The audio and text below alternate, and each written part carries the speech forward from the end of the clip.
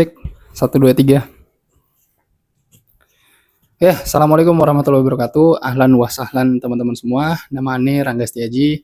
Dan ini adalah pengalaman Ane setelah 1 tahun berprofesi sebagai guru tenaga pengajar.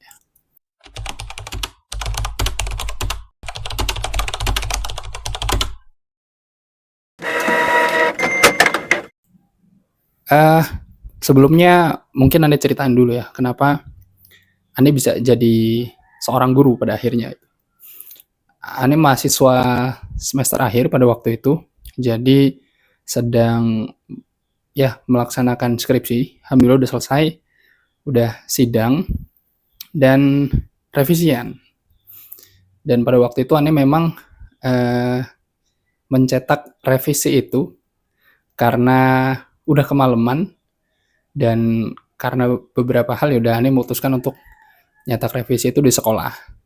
Dan memang Ane adalah alumni sekolah yang sering main ke sekolah lah gitu. Karena dulu waktu SMK itu bisa dibilang jarang pulang, di sekolah aja.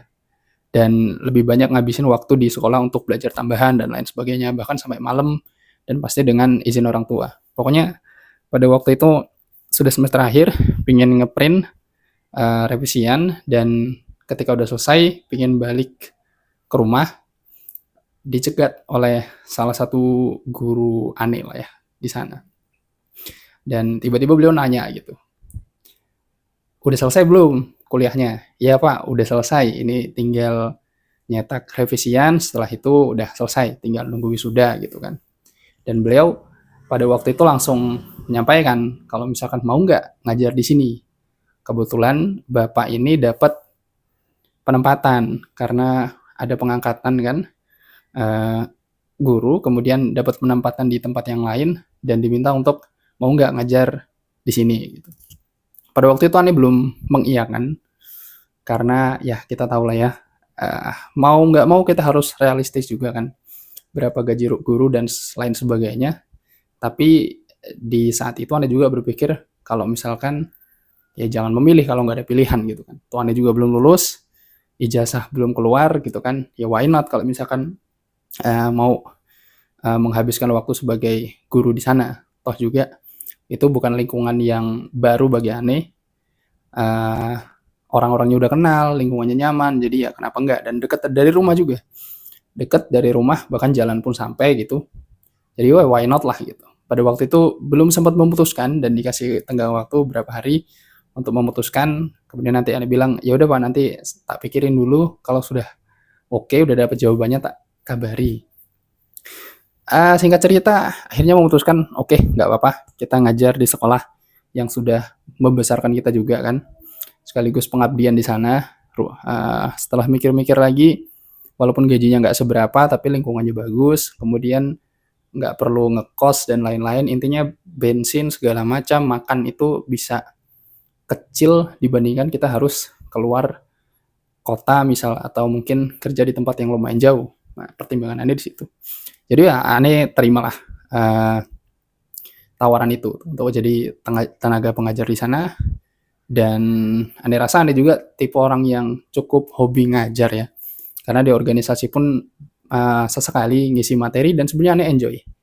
Bahkan Ane bilang sangat enjoy lah untuk jadi seorang guru, ngajar, ngomong di depan umum gitu kan, dan punya kepuasan tersendiri kalau misalkan seseorang yang kita ajarin itu bisa paham, mengerti, dan bahkan bisa menjelaskan ke orang lain itu kan, ada kebahagiaan tersendiri. Jadi memang sudah ada basic ngajar memang, cuma ya segala macam pertimbangan akhirnya sebenarnya targetannya nggak untuk mengajar. Cuma ya itulah namanya takdir ya, kalau misalkan sudah jalan di situ ya udah ambil aja. Sekali lagi ya, jangan memilih kalau misalkan nggak ada pilihan gitu kan, adanya itu Ane ambil di situ. Ya itu cerita singkatnya lah menjadi seorang guru gitu. Kemudian juga dikabari bahwasanya oh ini kita ngajar praktek TKJ, jurusan TKJ, dan administrasinya nggak terlalu banyak ketimbang mata pelajaran umum gitu. Jadinya ya Ane yang nggak terlalu hobi administrasi cukup enjoy lah ngejalaninnya. Akhirnya berjalan 1 bulan pertama ngajar, bulan pertama ngajar, dan aneh mulai menyadari satu hal, first impression lah ketika pertama kali ngajar. Yang pertama, kesenjangan generasi itu memang kelihatan banget ya. Di bayangan aneh ketika teknologi sekarang udah semakin canggih dan anak-anak sekarang udah terbiasa dengan gadget, pikirannya mereka sudah terbiasa juga dengan komputer. Karena kan jurusan yang aneh ajarkan adalah teknik komputer dan jaringan, yaitu uh, pemikiran awal gitu kan. Cuma ternyata setelah dijalani agak berbeda di kenyataannya. Anak-anak ini semakin dia aktif dengan gawai smartphone-nya masing-masing, semakin dia terbiasa dengan handphone-nya masing-masing, ternyata komputer itu jadi barang yang asing. Ya, coba bayangin, ini anak jurusan komputer dan jaringan, tapi hal-hal yang sepele pun masih banyak yang mereka nggak tahu. Sesimpel cara nge-extract file, cara copy paste, cara cut dan rename, itu ada yang nggak tahu dari satu kelas. Yang ini bukan kelas 10, ini kelas 11 yang notabene sebentar lagi mereka udah mau PKL gitu kan. Dan ini jadi sebenarnya apa ya, keresahan tersendiri lah. Aneh sempat menggerutu di situ. Kenapa kok anak-anak ini kayak gini gitu di zaman aneh, karena aneh juga alumni dari sana ya. Jadi membandingkan ya gimana pun kita ya comparing dengan apa yang terjadi sebelumnya kan. Boleh kita alumni di sana. Dan aneh bandingkan dengan zaman aneh yang memang berbeda. Aneh juga nggak tahu kenapa. Atau mungkin ya itu tadi ya, mungkin mereka udah terlalu aktif dengan HP-nya masing-masing sehingga menurut mereka itu nggak terlalu penting, tapi di satu sisi mereka jurusan komputer dan jaringan. Kalau misalkan anak-anak ini atau sumber daya ini nanti bakal keluar di tempat PKL, ya kan akhirnya reputasi sekolah bakal gimana gitu kan. Dan sekolahan ini bisa dibilang reputasinya cukup terjaga baik lah di lingkungan regional sana gitu. Jadi ya jadi keresahan tersendiri. Dan yang kedua yang jadi keresahan aneh adalah full day. Ya di zaman aneh dulu berangkat jam 7, selesai itu kalau nggak salah jam 2 itu sudah pulang. Walaupun kadang-kadang kita nggak mau langsung pulang ya, karena ya itulah maniak belajar tambahan ya. Akhirnya ya di sekolah sampai sore, entah itu belajar atau enggak sih sebenarnya. Kadang-kadang main futsal, kadang-kadang ya main aja ke dekat, karena di sekolah kita itu dekat sawah, kadang-kadang bahkan main ke sawah gitu. Jadi ya itulah masa menyenangkan pada waktu itu. Cuma sekarang berbeda. Sekarang full day. Memang hari Sabtu dan hari Ahad, hari Minggunya libur. Cuma ada mobil ya.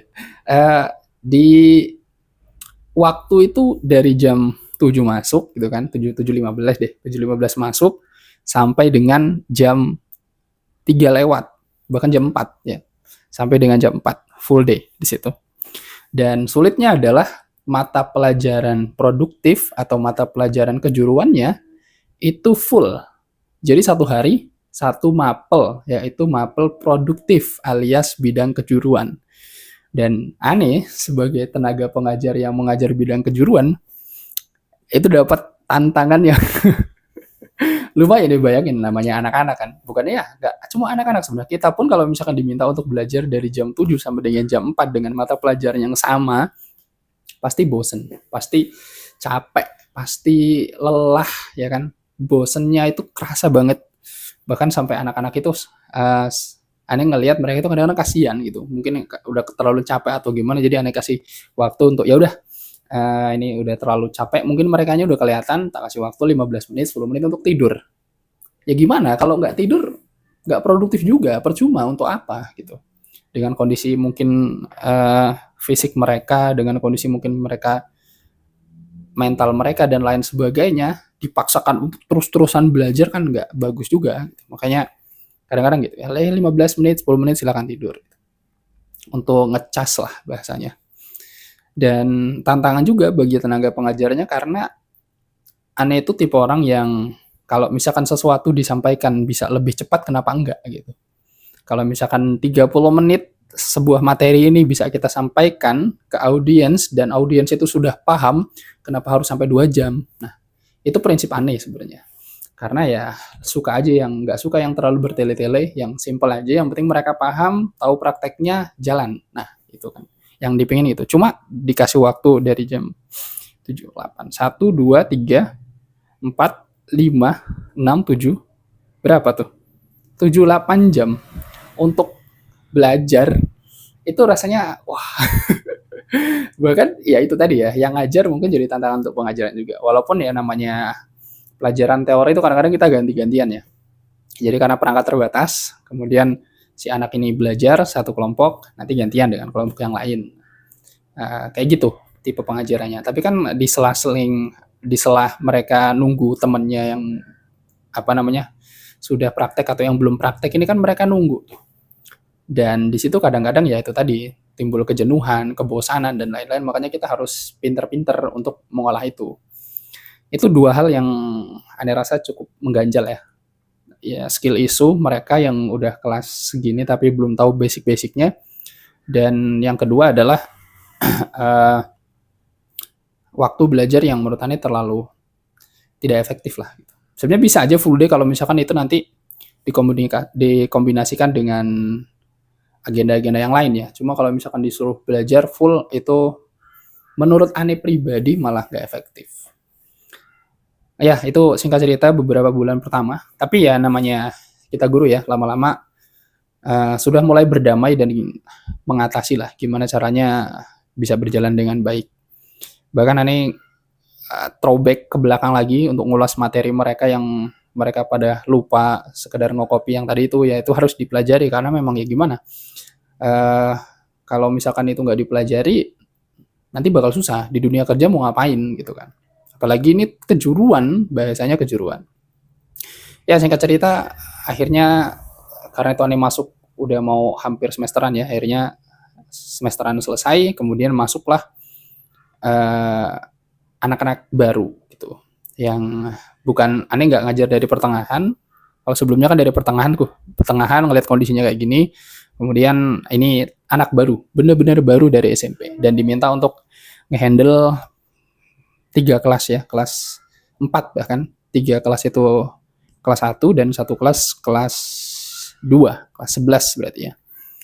Ya ini kasusnya sebenarnya hampir sama. Jadi di awal Ane mulai tanya-tanya ke mereka bagaimana apa yang diajari ketika SMP dan ternyata sama. Benar-benar sama. Masalahnya mereka nggak tahu hal-hal yang simpel, bahkan megang mouse saja nggak tahu. Klik kanan, klik kiri itu ada yang nggak tahu. Dan itu nggak 1-2. Makanya kaget ya. Sebagai guru dan sebagai praktisi komputer juga, karena ini kuliah di jurusan komputer, itu lumayan agak tercengang sih. Maksudnya setahu Ane, dulu waktu Ane SD dan SMP itu ada pelajaran komputer seminggu sekali. Dan Ane rasa itu cukup untuk belajar bagaimana mengoperasikan komputer. Dasar-dasar komputer deh. Ya tadi itu copy paste, ngecut, ya yang gitu-gitulah. Itu menurut Ane udah bukan ranahnya lagi untuk dipelajari ketika SMK. Apalagi ini SMK jurusan komputer. Karena ya mungkin sekolahannya juga punya standar yang agak tinggi ya. Sebenarnya nggak tinggi-tinggi juga sih. Maksudnya ketika kelas 10 itu ya kita harus sudah belajar perakitan, harus sudah belajar instalasi sistem operasi, harus sudah belajar mulai konfigurasi dasar perangkat jaringan, mulai belajar apa namanya pengalamatan dan lain-lain. Itu kan kalau misalkan kita nggak belajar basic-basic komputernya mau gimana, agak sulit. Makanya ya itu jadi kendala. Dan karena ini umum ya, jadi Ane tanya kepada si anak-anak ini gimana di SMP dipelajari atau enggak, dan mereka bilang ya gitulah Pak, ya gitulah Pak. Aduh, rasanya ya udah oke, kita harus berdamai dengan kenyataan. Akhirnya Ane putuskan untuk jangan dulu masuk ke materi kejuruannya, tapi untuk dasar-dasar pemakaian komputer dulu deh. Yang penting mereka terbiasa ngetik, terbiasa pegang mouse, tahu cara menghandle komputer, karena bener-bener bisa dibilang mengenaskan sih kondisinya. Mereka nggak tahu cara ngehidupkan komputer. Yang dihidupin itu monitornya. Tapi CPU-nya nggak dihidupin. Ya gitu-gitu. Nge-shutdown komputer pun banyak yang belum tahu. Tadi itu ya, pakai flash disk banyak yang nggak tahu. Bahkan Ane pernah bilang, suruh coba hidupin monitornya karena komputernya kan mati ya. Eh, Monitornya hidupin, diem, si murid ini diem, kemudian ternyata setelah ditanya nggak tahu monitor itu apa. Ya itu yang terjadi, itu yang terjadi.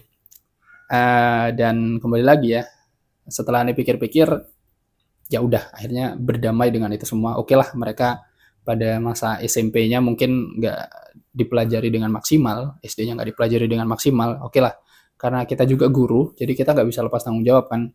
Oke, ini yang terjadi gini, maka ini PR untuk saya kelas ini setelah mungkin 1 tahun ini, satu semester lah, itu wajib udah bisa itu semua gitu kan. Dan itu tanggung jawab Ane, karena Ane gurunya di situ kan. Jadi udah kita berdamai, akhirnya kita mulai awal, belajar lagi dari awal.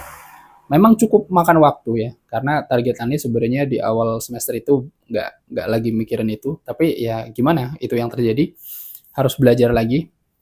Dan alhamdulillah setelah berjalannya waktu, mereka mulai bisa.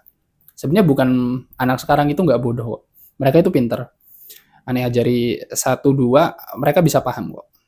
Cuma terkendalanya memang satu di minat, dan satunya lagi mungkin terlalu banyak hal yang mendistraksi mereka ya, dalam artian games, sosial media, kemudian ya itu lagi, apalagi sekarang sosial media itu udah benar-benar ngeberikan dopamin yang luar biasa, sehingga mereka udah jarang mau yang inisiatif, oh saya belum tahu nih, saya harus belajar sendiri. Itu sulit, benar-benar sulit untuk ngebuat apa namanya itu keluar dari mereka sendiri. Makanya harus benar-benar anak-anak ini harus didorong dulu. Dan kadang-kadang kita mendorongnya harus dengan agak dipaksa dikit. Jadi salah satu kasus yang Anda temui adalah mereka itu pada enggan untuk punya laptop. Padahal itu jurusan teknik komputer dan jaringan yang notabene harus berurusan dengan komputer. Sangat bagus kalau misalkan punya laptop pribadi, karena materinya bisa diulas di rumah mungkin, atau bisa praktek dengan lebih maksimal di sekolah. Cuma mereka jarang. Dan gimana caranya? Apakah ini cuma bilang doang, ya yuk beli laptop, beli laptop? Kurang ngaruh sepertinya. Dan yang Anda lakukan adalah Anda kasih project yang harus dibuat di komputer. Nah itu, Anda kasih project harus dibuat di komputer, dan pilihannya 2. Mereka mau pakai komputer sekolah di lab karena standby sampai sore, jadi boleh dipakai, atau beli laptop.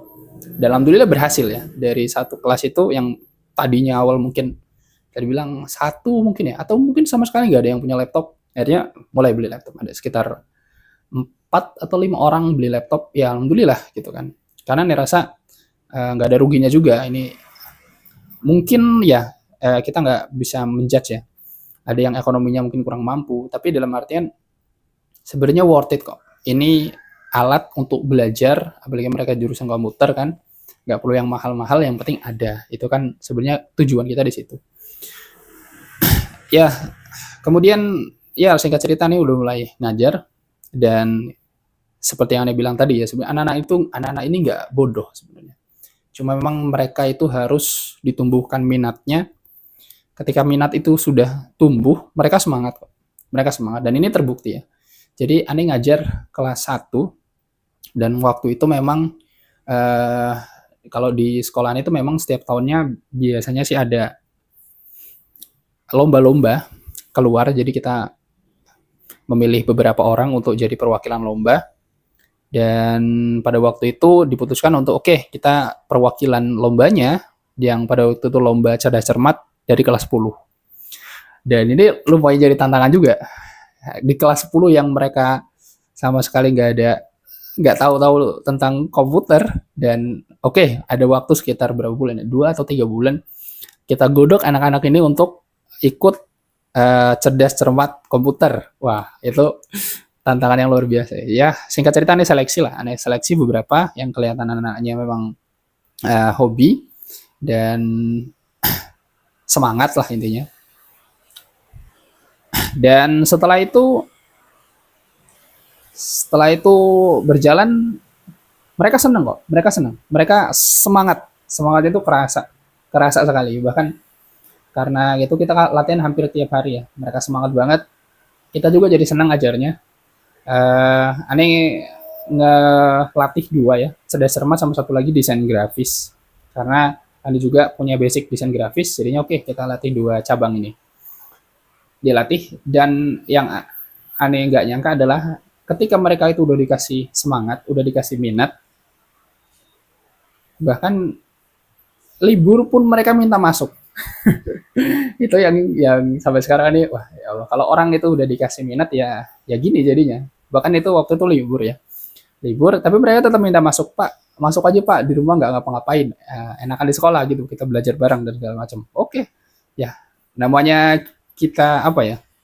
Ketika murid itu semangat, kita juga pasti ngikut kan. Mau nggak dibayar atau itu urusan belakangan. Yang penting oke deh, semangat mereka hadir. Dan akhirnya ya itulah hari lomba tiba dan cukup bagus hasilnya. Untuk yang cerdas cermat sebenarnya nggak ada yang juara dan Anda bisa memaklumi dalam waktu 3 bulan mereka masih kelas 10, belum lagi ditambah lawan-lawan mereka itu sama sekali gak ada yang kelas 10 kan, adanya kelas 3, kelas 12 dan kelas 11 dan itu pun kami yang kelas 10 udah bisa merepotkan lawan sampai yang juara-juaranya agak deg-degan gitu kan, ngasih perlawanan yang sengit untuk mereka walaupun cuma sampai semifinal kalau nggak salah. Itu udah bagus banget lah untuk anak yang baru belajar, baru latihan 3 bulan gitu. Dan alhamdulillah untuk kelas yang desain grafis, ya mungkin karena ini juga basicnya adalah desainer grafis, jadi cukup bagus. Ya ini bukan sombong ya. Jadi kami ngirim 2 orang dan alhamdulillah dua-duanya juara 1 dan juara 2. Ya itu semangat lah, jadiin semangat. Dan yang aneh suka adalah ketika mereka juara, bahkan ini ada salah satu murid yang juara, uangnya pingin dibagi 2 sama saya. Saya bilang, udah, gak usah dibagi 2, ini untuk kas aja. Nanti kalau misalkan kita ada latihan lagi, bisa untuk beli apa namanya kayak makanan dan segala macam. Ya itu bentuk terima kasih mereka dan aneh apresiasi itu. Ya itu dari situ aneh mulai dapat oke gitu. Karena kita juga umur nggak bisa dibilang tua, tapi untuk lomba-lomba kayaknya udah mulai kurang berminat ya. Tapi ketika ngelihat anak-anak murid kita yang kita latih menang itu, mungkin perasaan senangnya itu double. Nggak cuma kita dulu menang, tapi ya ini kita bisa membuat orang lain untuk ikut juara juga, itu senangnya double. Ya, itu berjalan. Kemudian sampai dengan sekarang ya. Sekarang ini aneh sudah mengajar kurang lebih ya itu tadi 1 tahun kurang sebenarnya, 1 tahun belum sampai lah, 1 tahun kurang 1 bulanan. Dan di awal yang aneh rasa kayaknya aneh ngajar cuma 1 tahun aja deh, setelah itu kita cari yang lain gitu kan. Apakah aneh selama ini cari yang lain? Ya jujur aja ya gitu. Cuma aneh rasa ini bukan pilihan yang buruk juga. Dan aneh mungkin nggak tahu aneh sampai kapan bakal ngajar ini, tapi yang pasti sekarang aneh masih merasa enjoy aja untuk ngajar, lingkungannya bagus, dekat dari rumah. Itu suatu hal yang mungkin nggak bisa, ya ada plus minus, nggak bisa di apa bandingkan dengan uang ya. Karena ada yang mungkin kerjanya jauh dari orang tua, tapi gajinya lumayan gitu kan. Ada juga yang ya itu plus minus yang harus kita pilih lah. Tapi intinya aneh sekarang masih enjoy. Adapun banyak orang yang ngeluh anak zaman sekarang itu gini gini gini gini. Mosok ini aja nggak tahu, itu aja nggak tahu. Di satu sisi ya kita guru, aneh guru, dan aneh rasa orang-orang sekitar juga punya kewajiban untuk mencerdasan bangsa. Jadi kalau mereka nggak tahu ya dikasih tahu, dikasih pengertian. Karena sekali lagi ya keadaan orang itu berbeda-beda. Kita nggak bisa memukul ratakan. Oke, memang mereka banyak nggak taunya, tapi di satu sisi ketika kita ngelihat keadaan zaman sekarang yang banyak tantangan, bahkan kita pun kalau misalkan hidup di zaman seperti anak-anak ini mungkin sama aja gitu kan. Jadi di satu sisi kita nggak bisa ngeblame mereka. Sekarang aneh cuma bisa ngelakuin apa yang aneh lakukan. Aneh sekarang bertanggung jawab di beberapa kelas jurusan komputer dan jaringan. Ya udah, itu tanggung jawab aneh, dan aneh akan ajar apa yang aneh tahu. Semoga nanti kedepannya mereka bisa jadi orang-orang yang benar-benar bermanfaat lah. Bukan cuma jadi orang yang bisa ngasilin duit, tapi memang bermanfaat gitu kan. Eh, jadi orang-orang yang benar-benar bisa mengubah keadaan sekarang lah. Biar 2045 yang katanya generasi emas itu bisa tercapai dengan benar ya. Walaupun ya mungkin sulit, tapi ya siapa yang tahu. Itu aja mungkin dari Ani. Udah lumayan panjang. Eh ya cukup. Sampai jumpa di konten selanjutnya. DHCP. DHCP Dynamic Host Configuration Protocol. Ya betul. Pak. FTP. FTP. File. File Transfer Protocol. Betul. GUI. User Interface. Ya betul. Graphic User Interface. CLI. Ya betul. IP. Betul. WAN. Betul. MAN. Metropolitan Betul. WAN. Network. Betul. STP.